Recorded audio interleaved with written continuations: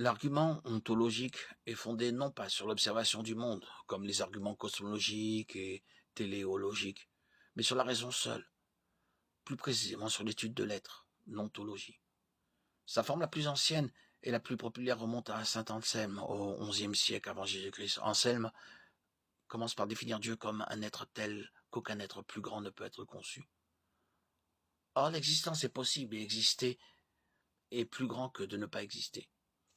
Donc Dieu doit exister, car s'il n'existait pas, on pourrait concevoir un être plus grand, ce qui aboutirait à une contradiction logique. Descartes a proposé en grande partie le même raisonnement, en commençant avec l'idée d'un être parfait. L'athée Bertrand Russell a dit qu'il était beaucoup plus facile de dire que l'argument ontologique est fallacieux que de trouver précisément où est l'erreur. Les arguments de ce type ne sont cependant pas très populaires dans la plupart des milieux chrétiens actuels.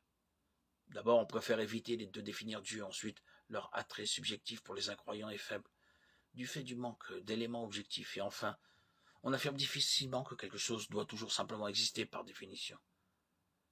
Sans un fondement philosophique solide justifiant pourquoi une chose doit exister, se contenter de la définir comme existante, par exemple définir les licornes comme des animaux magiques ressemblant à des chevaux avec une corne, et qui existent, n'est pas de la bonne philosophie.